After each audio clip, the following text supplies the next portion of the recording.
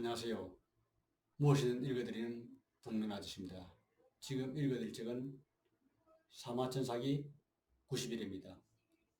사마천은 황제에게 가난하다가 황제의 미움을 받아 공영에 처해졌다.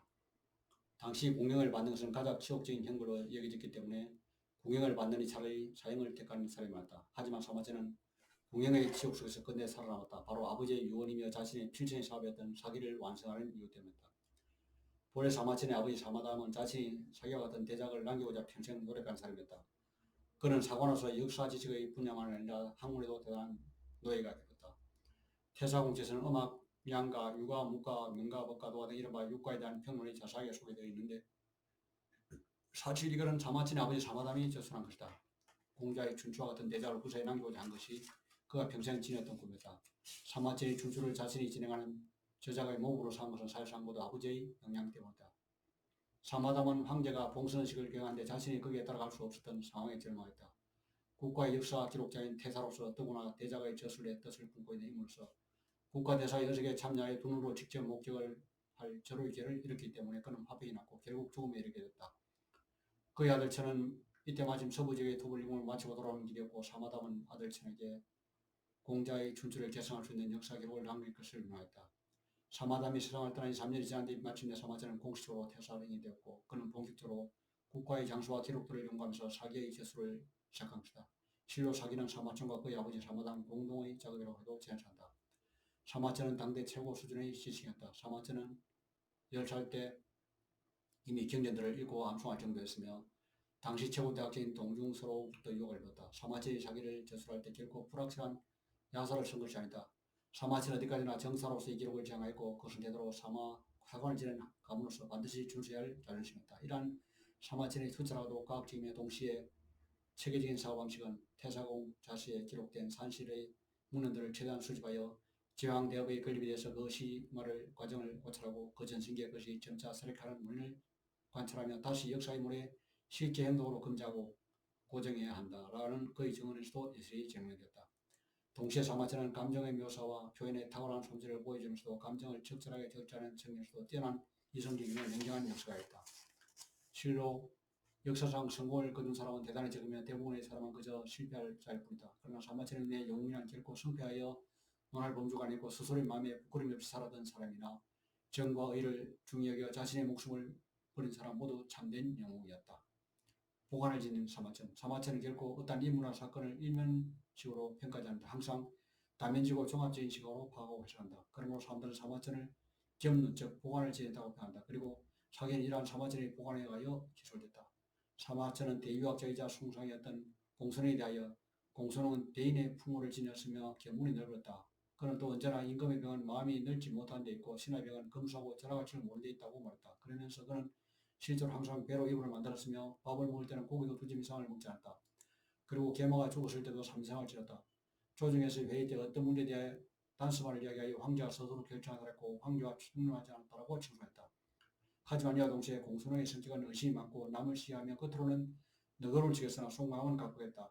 그는 자신과 대립하여 사이가 벌어진 사람들에게 겉으로는 친밀한 척하면서도 뒤로는 자기가 받은 화를 몰래 보겠다.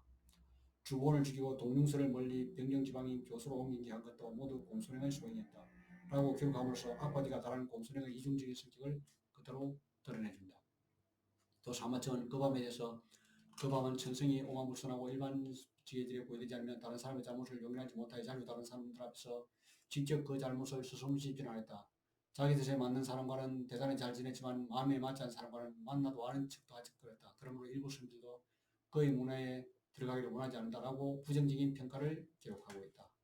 이와 함께 그 밤에 대한 황제의 평가 역시 너무 지나치거나 그 밤에 우주감은 정말에 대한 어리석은 정도라고 할 수 있다라는 대목과 옛말에 사직과 조명을 같이 하는 신화가 있는데 그 밤 같은 사람이 그에 가까울 것이라고 하여 그 밤을 사직신이라고 평가하는 양면을 그대로 기록하고 있다.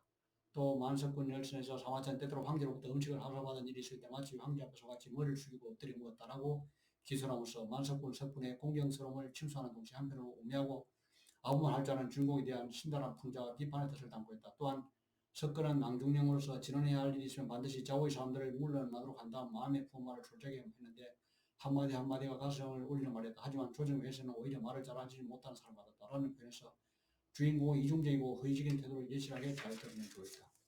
사기는 어떠한 책인가? 거짓의 아름다움을 추구하지 않고 악을 숨기지 않는다. 실독 정신은 사기의 전편에 걸쳐 관통하고 있는 기본이 있다. 항고적 봉제수도 사마천은 항고적 어떻게 빈천한 신문에서 몸을 일으켜 천하를 손에 넣을 수 있는지 과정을 그의 장점과 단점에 대해 사실 그대로 가감없이 묘사하면서 독자들에게 선명하게 드러내주고 있다.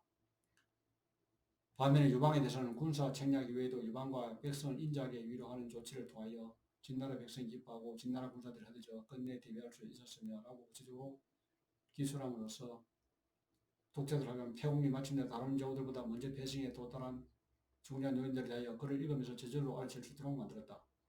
거짓된 아름다움을 추구하지 않는다. 춘추 중국시대 각지 풍속에 대한 수집은 제도적인 보장에 하여 관련된 문헌들이 모아졌으나 진나라 말기에 혼란 와중에 상당량의 문헌들이 흩어지고 없다. 또한 화식열전이 세상에 나오기 이전의 사회 풍속 문헌은 모두 단편적이고 체계적이지 못하였다. 삼마천은 역사학의 시각으로서 천하에 흩어진 옛사실을 망라하라 그것을 체계적으로 정리했으며 이론적으로 그것들이 그 자체를 지니고 있는 내재적 관계를 추적하였다. 그는 태상 자체에서 자신의 천하답사에 대하여 기술하고 있다. 서물이 살이 되어서는 남쪽으로 유력하여 장관과 회화에 갔고 일찍이 회산에 올라 무해를 찾아 살피고 순임의 무대는 구이산을 조사했다. 그리고 원수와 상수를 건넜다. 다시 북쪽으로 길을 떠나 문수 사수를 건너 제나라 노나의 대도시로 현재의 학사대부들의 학술을 풀어나고 공자가 걸린 등지에 남긴 유품을 관찰하시며 주연 역사에서 거행된 고대 형사를 참고하였다. 나는 일찍이 서쪽으로 공동이로 북쪽으로 탕록을 지나왔으면 동쪽으로 바다까지 가고 남쪽으로 장강과 해수를 건넌 적이 있었다. 그곳의 고로들이 자주 황제 요순 임금을 칭송하는 곳에 가보면 그곳의 풍경은 다른 곳에 비하여 과연 달랐다. 탁월한 사기의 문장 구성, 비무한 사건을 통하여 비무한 인물을 묘사하는 부분에서 단지연 사마천의 탁월함이 드러난다. 사마천은 소재 선택과 전체 문장의 구성에서 여러 에피소드를 장치한다. 회원무열전에서는 그 머리밭에서 한신이 젊은 적에 공경에 차여 모욕을 당한 에피소드에 대해 기술하고 있다. 여기서 세 가지 에피소드를 기술하면서 한신한 인물의 성격을 잘 드러내고 있다. 이럴 때면 첫 번째 에피소드는 한신이 남창 지방의 정장으로부터 냉대를 받고 그와 절교하는 장면이다. 여기에서 염량 세태에 대한 한신의 정우와 문화부에 임한 메모린 소인배를 경멸한 한신의 시각을 잘 표현하고 있다. 두 번째 에피소드는 한신이 빨래하는 노파와 은혜 보답하는 장면으로서 덕으로서 은혜를 갚는 그의 중의로운 모습을 그대로 보인다. 세 번째 에피소드는 불량배를 만나 겨랑이 밑으로 기관한 모욕을 당하는 장면으로서 그 인내하는 성격을 잘 묘사하고 있다. 이 세 가지 에피소드는 그의 성격을 잘 표현해주고 있는 반 남창의 정장에 대한 그의 절교는 그가 뒷날 항우를 배반하는 복선을 깔아놓은 셈이다. 한편 이사일전에서 사마천은 모두 네 차례 걸쳐 탄식을 하면서 이사라는 인물의 특성을 생생하게 묘사하고 있다. 이사는 변소의지와 창고의지가 서로 다른 한계에 처해 있는 걸 목격하고 탄식 한 번, 성상으로서 탄식 한 번, 진시황 유수를 조작하고 탄식 한 번, 모형을 받으면서 다시 한 번 탄식한다.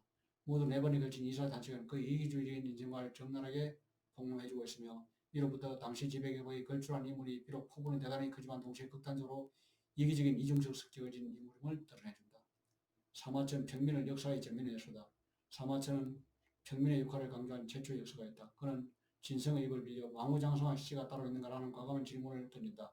당시까지 역사는 오로지 왕을 비롯한 고관대작 귀족들의 몫이었다. 평민들이야 단지 그 왕후장성들에게 의지하면서 평생을 아무 생각 없이 순종하며 살아가는 무정의에 지나지 않을 뿐이다. 그러나 사마천은 그러한 평민들을 일약 역사의 전면에 끌어올린다. 귀족의 인의도덕과 평민의 인의도덕. 사마천은 사기 전편을 통하여 소위 귀족들의 도덕적 희생에 대하여 신랄한 비판을 가한 편 이른바 미천한 사람들의 도덕에 대해서도 대단히 참여한다.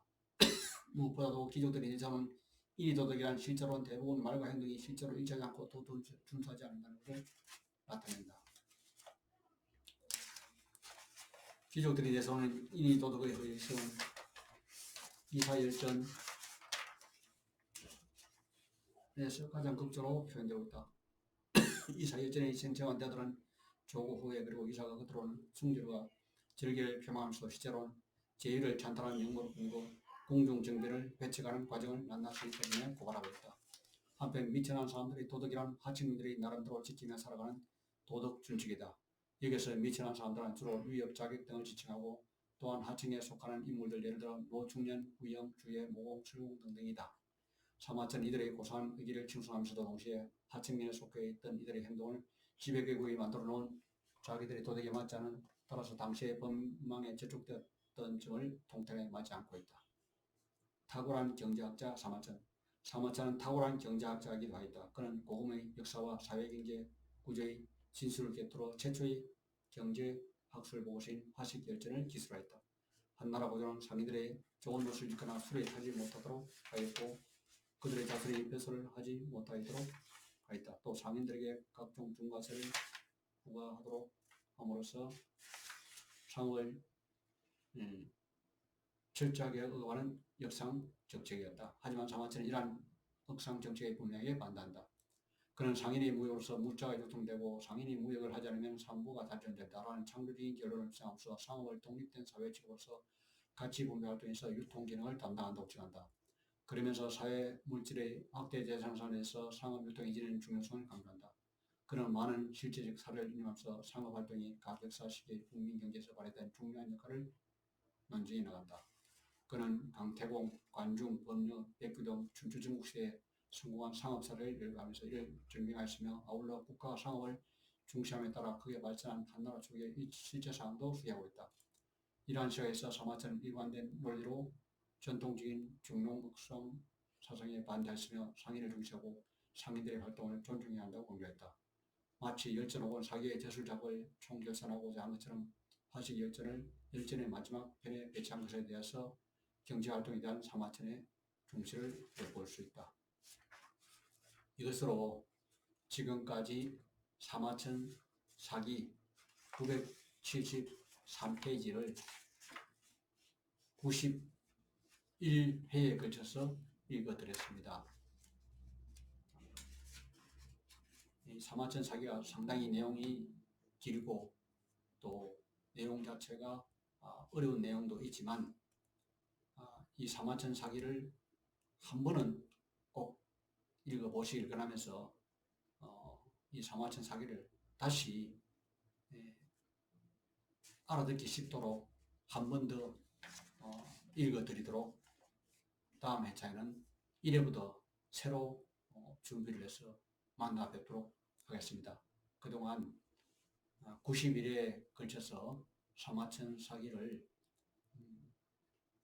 들어주신 독자님들께 감사의 말씀을 드리고 사마천 사기를 모두 읽어드리는 것을 마치도록 하겠습니다. 그동안 감사했습니다.